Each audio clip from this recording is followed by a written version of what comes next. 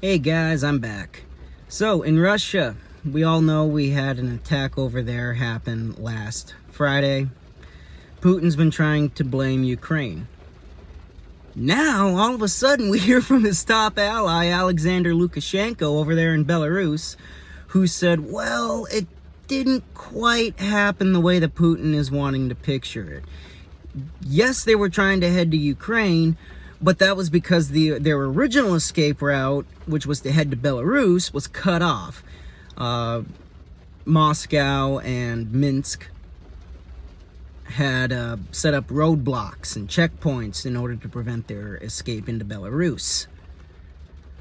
Now again, Lukashenko is very closely allied with Putin. In fact, one could make the claim, and in my opinion would be right in saying, Lukashenko owes his position to Putin because of the protests in 2020.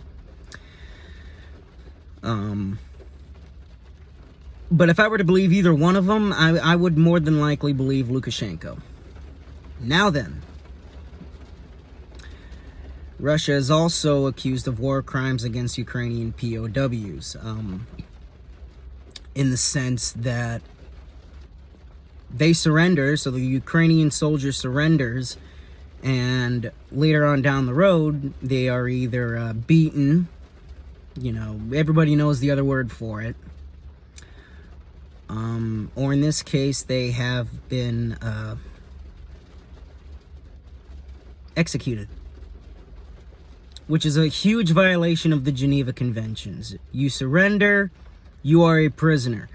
That country is now responsible for your well-being and safety, and Russia just says no.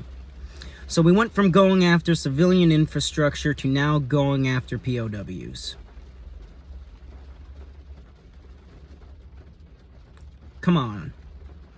Come on. If there is ever any more proof that Russia is willing to do anything and everything that they can to win this conflict, that's it. That is it right there. So we went from attacking their infrastructure, their power grids, to now eliminating their POWs, the Ukrainian POWs. From what I also understand, Ukrainian intelligence, basically their version of the American CIA, captured 2 FSB agents who were trying to send information to Moscow over Ukrainian troop positions so that they could better line up their military. Don't know much more about that, but I do know that it happened. So there's the European news. 6 people are missing in Baltimore. I guess yesterday a cargo ship lost power and hit a support structure of the Francis Key Scott Bridge in Baltimore. Caused a complete collapse, and now 6 people are missing.